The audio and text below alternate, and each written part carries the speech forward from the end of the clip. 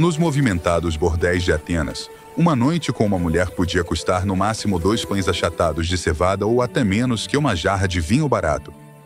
Essas mulheres, chamadas pornim, estavam no nível mais baixo da prostituição, um termo que as reduzia a meros objetos de conversa e transação.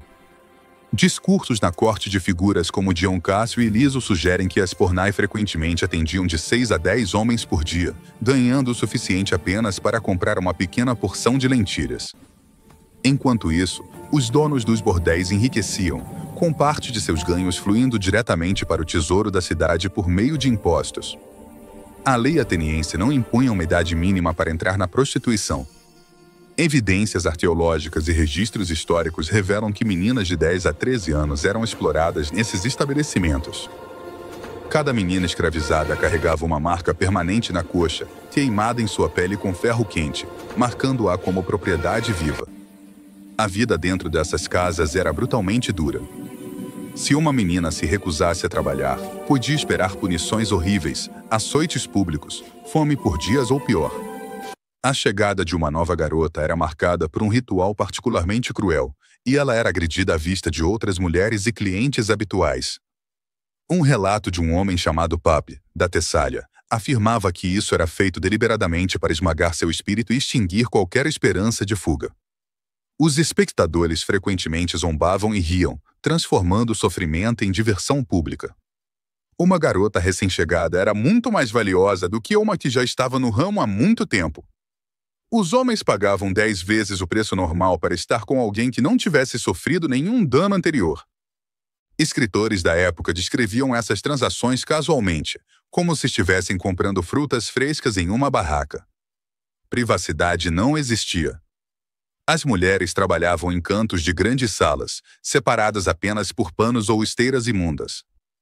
Cada grito de dor fazia parte do ruído de fundo, uma forma de entretenimento para os homens que esperavam sua vez. Antes de revelarmos mais dessas histórias enterradas de dor e resiliência, curta este vídeo e inscreva-se em nosso canal. Seu apoio nos permite compartilhar as vozes daqueles que foram silenciados em vida. Os donos dessas mulheres frequentemente as classificavam em categorias perturbadoras. Mulheres núbias, mulheres excepcionalmente baixas, aquelas que não conseguiam falar, mulheres que lutavam e aquelas ainda consideradas indestrutíveis. Cada grupo tinha seu próprio preço e sua própria clientela. A arte do século V até retrata competições em que homens tentavam subjugar uma mulher resistente puramente por diversão. Grafites encontrados nas paredes de bordéis mostram que alguns clientes pagavam a mais pelo privilégio de infligir danos severos, cortando rostos, deixando cicatrizes ou mutilando-os permanentemente. A violência era comercializada como qualquer outra mercadoria. Algumas mulheres eram anunciadas especificamente para punição. Lábios rachados, dentes quebrados, queimaduras de lamparinas de óleo derrubadas. Essas eram lesões que certos homens buscavam deliberadamente. Para eles, a agonia de uma mulher se tornava uma forma de arte, seus gritos, uma melodia embriagada. Na mesma cidade que celebrava a filosofia e o teatro, a crueldade contra as mulheres provou ser um dos negócios mais lucrativos. No entanto, mesmo a brutalidade diária empalidecia em comparação com o que ocorria durante os festivais religiosos.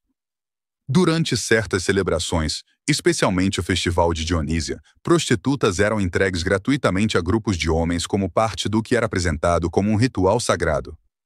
Os relatos que sobreviveram descrevem essas cenas sem qualquer traço de vergonha. Grupos de homens embriagados agrediam mulheres enquanto música tocava, vinho corria e apostas eram feitas sobre quanto tempo a vítima conseguiria suportar. Nesses dias, o último resquício de dignidade de uma mulher desaparecia. Ela se tornava nada mais do que um brinquedo para a multidão. Anotações médicas da época registram mortes por ferimentos internos, sufocamento e perda maciça de sangue. Os sacerdotes alegavam que tais atos honravam os deuses. Vinho e o sangue de mulheres abusadas se misturavam no altar, seus últimos suspiros reinterpretados como orações por colheitas abundantes. Quando os festivais terminavam, aquelas que ainda respiravam eram arrastadas de volta ao bordel para retomar o trabalho. Os mortos eram descartados além dos muros da cidade, seus corpos jogados em ravinas como lixo. Essas atrocidades rituais eram simplesmente uma extensão da violência que as mulheres sofriam diariamente. Espancamentos constantes com varas, tiras de couro ou punhos nus.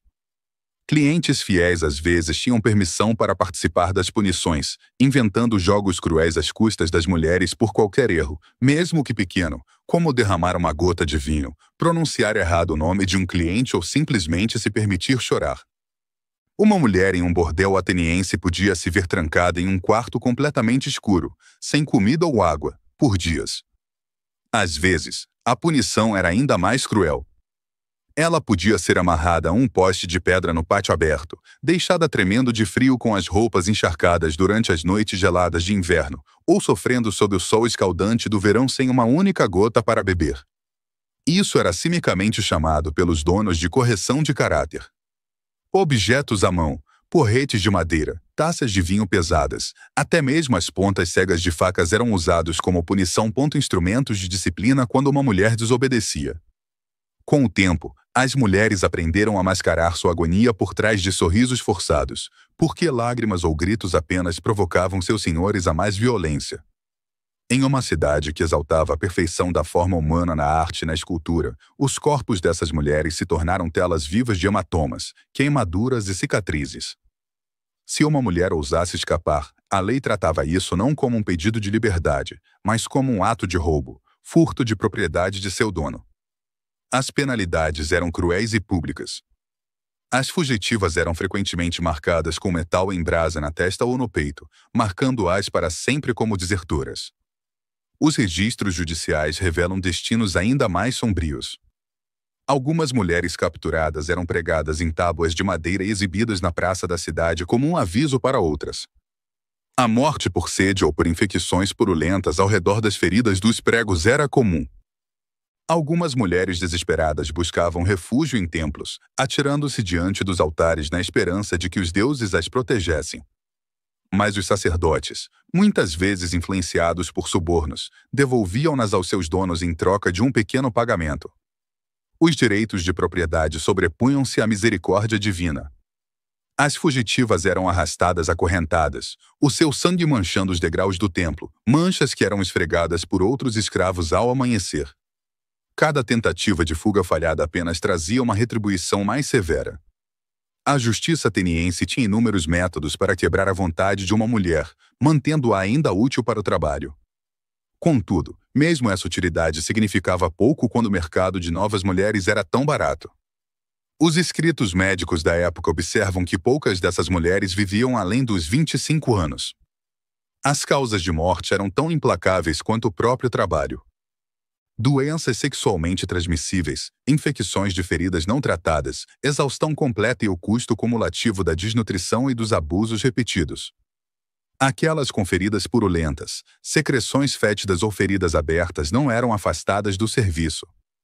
Em vez disso, eram forçadas a continuar trabalhando até desmaiarem fisicamente. Os donos consideravam o tratamento médico um desperdício de dinheiro. Uma nova escrava custava menos do que uma consulta médica. As reclamações dos clientes sobre o fedor de carne e sangue em decomposição eram recebidas com espancamentos, como se a dor pudesse milagrosamente restaurar o tecido moribundo. Escavações arqueológicas perto das ruínas de um antigo bordel revelaram evidências arrepiantes. Esqueletos femininos com graves danos pélvicos causados por relações sexuais forçadas e partos, crânios fraturados por impactos contundentes, costelas quebradas e cicatrizadas incorretamente e deformidades na coluna vertebral resultantes de anos de esforço. Todos esses ossos são um testemunho silencioso de uma vida de violência sistemática. Quando uma mulher ficava doente demais para trabalhar, era descartada sem cerimônia, carregada para fora dos muros da cidade e abandonada, estivesse respirando ou não. Em Atenas, a mesma cidade que estabeleceu ideais de beleza e proporção, os corpos das mulheres eram jogados fora como cacos de cerâmica. A gravidez era vista não como um evento natural, mas como dano a uma propriedade valiosa. A punição era rápida e cruel. Para evitar partos, os donos obrigavam as mulheres a beberem uma bebida venenosa, batiam nelas no abdômen ou as faziam levantar cargas impossivelmente pesadas até que sofressem abortos espontâneos.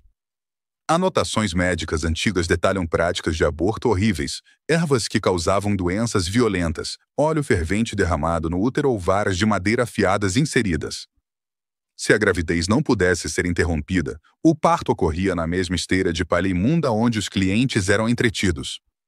Não havia parteiras, medicamentos ou saneamento básico. Muitas mulheres morriam de hemorragia ou febre nos dias seguintes ao parto. Arqueólogos descobriram pequenos ossos em canais de drenagem e montes de lixo atrás de antigos bordéis. Restos de bebês descartados sem qualquer cuidado. O assassinato de recém-nascidos era rotineiro, especialmente de meninas ou crianças geradas por escravos. Para muitas mulheres, tirar a vida de seus filhos era visto como o único ato de misericórdia que podiam oferecer, poupando-os do mesmo destino que elas sofreram. Sob a lei ateniense, essas mulheres não tinham status como seres humanos. Seus corpos e seu trabalho pertenciam inteiramente a seus donos. Elas eram forçadas a trabalhar sob o peso de dívidas fabricadas por comida, roupas e abrigo, dívidas que cresciam diariamente com juros e multas arbitrárias. A recusa de um cliente, mesmo conhecido por violência ou exigências perigosas, era impossível. Consentimento era um conceito. A lei os negava completamente. Documentos judiciais da época relatam mulheres que tentaram buscar justiça por maus tratos, mas o sistema estava contra elas. A palavra de uma escrava não podia ser usada contra um homem livre, a menos que a mulher fosse torturada primeiro para verificar sua veracidade. Na sociedade que inventou a democracia, metade da população, suas mulheres, era excluída dela completamente, e as mulheres escravizadas ocupavam o degrau mais baixo, valorizadas menos que o gado, que pelo menos era alimentado e abrigado regularmente. E, no entanto, nas mais raras ocasiões, uma mulher podia vislumbrar algo mais, uma possibilidade, por mais tênue que fosse, de se elevar um pouco acima da miséria. Às vezes, isso acontecia por meio do favor de um patrono rico que comprasse sua liberdade ou de um proprietário que lucrasse treinando-a como musicista ou dançarina para entretenimento de classe alta. Mas, para a grande maioria, esses momentos nunca chegavam e o ciclo de exploração continuava sem piedade. Às vezes, uma mulher podia ascender acima das classes comuns tornando-se a favorita de seu mestre ou de um patrono rico. Nesses casos, ela podia receber um quarto privado adornado com joias finas, ser vestida com sedas em vez de lã grosseira e ser constantemente atendida. No entanto, esses supostos privilégios não passavam dos adornos de uma gaiola dourada. As favoritas entendiam que sua posição era frágil, totalmente dependente dos caprichos volúveis de um homem que podia, sem aviso prévio, mandá-las de volta para o bordel comum lotado ou até mesmo matá-las pelo menor ato de desobediência. Registros históricos revelam que essas mulheres favoritas eram frequentemente tratadas como símbolos de hospitalidade. Um mestre podia oferecer uma de suas amantes a um amigo visitante para passar a noite, devolvendo-a na manhã seguinte como se fosse uma taça de vinho fino emprestada brevemente a um querido companheiro. Mesmo no degrau mais alto dessa hierarquia sombria, uma mulher ainda era apenas propriedade, seu corpo, um objeto, seu valor medido em moedas, correntes de ouro a prendiam tão firmemente quanto grilhões de ferro. Mas a beleza e a juventude nunca duravam. Quer uma mulher tivesse sido uma escrava de rua ou uma amante querida, a idade eventualmente lhe roubava o valor aos olhos daqueles que a possuíam. O fim era sempre o mesmo, uma morte sem nome seguida de heresia deliberada. A essas mulheres era negada a dignidade dos direitos gregos apropriados. Seus corpos eram arrastados para além dos limites da cidade e abandonados em ravinas ou em sepulturas rasas e sem identificação. Contra o costume sagrado, eram-lhes negadas lápides, inscrições ou oferendas. Mesmo nos raros casos em que uma mulher conquistava sua liberdade, a mancha de seu passado a tornava intocável na sociedade respeitável. Ex-prostitutas eram excluídas da vida cívica, tornando-se fantasmas vivos, presentes, mas apagadas, como se nunca tivessem realmente existido. Arqueólogos descobriram restos mortais femininos misturados com fragmentos de cerâmica descartados e montes de lixo doméstico. Uma prova contundente de um local de descanso final que refletia seu valor percebido como inferior ao humano. Sem lápides, sem nomes, sem memória. Em uma cultura que imortalizou seus guerreiros e reis em versos épicos, as vidas dessas mulheres desapareceram sem deixar vestígios. Seu sofrimento era comum demais para ser preservado na poesia. No entanto, a crueldade ia além do esquecimento. Ela era incorporada ao entretenimento. Dramaturgos cômicos como Aristófanes retratavam prostitutas como grosseiras, lascivas e dignas apenas de zombaria ou violência. Nos teatros atenienses, as multidões gargalhavam com cenas de estupro, espancamentos e humilhação pública. A dor das mulheres era transformada em comédia. Nas casas, cerâmicas pintadas exibiam cenas de agressões coletivas, tortura e outros atos de crueldade, decorando taças de vinho e utensílios de mesa. A violência contra as mulheres tornou-se um tema recorrente na arte doméstica, tão normalizada que se misturou ao tecido da vida cotidiana. Os poetas às vezes celebravam a elegância das cortesãs da alta sociedade, mas as mulheres dos bordéis apareciam nos versos apenas como objetos de ridículo. Seus gritos de dor eram transformados em rimas, suas lágrimas reduzidas a metáforas para a chuva ou orvalho da manhã. Em uma sociedade que elevava o teatro trágico a uma forma de alta arte, as verdadeiras tragédias sofridas pelas mulheres eram transformadas em piadas. A cultura ateniense aperfeiçoou a habilidade de ignorar o sofrimento daqueles que considerava indignos de compaixão, uma cegueira deliberada que permitiu que sua economia prosperasse com a exploração dos indefesos. Os bordéis pagavam impostos constantes ao tesouro da cidade, e a compra e venda de mulheres era um negócio lucrativo.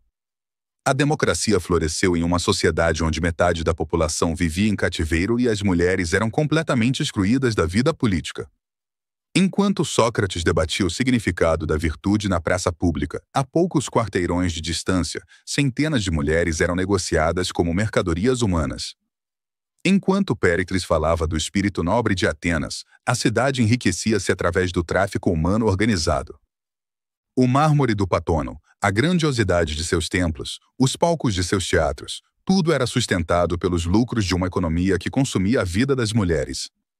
O esplendor de Atenas era financiado em parte pelo sangue e pelos corpos de escravas cujos nomes a história escolheu não lembrar. Os relatos modernos da Grécia Antiga, sejam em livros escolares ou guias turísticos, muitas vezes ignoram essa realidade. O lado sombrio do mundo clássico é higienizado ou omitido como se reconhecê-lo pudesse manchar a glória da antiguidade. As dezenas de milhares de mulheres que suportaram essa vida permanecem ausentes da história oficial, sua dor apagada da narrativa.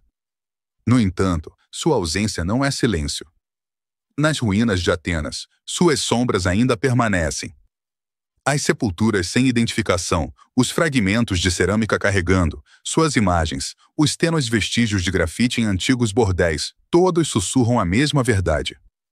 Sua história merece ser contada. Obrigado por assistir a este vídeo até o final.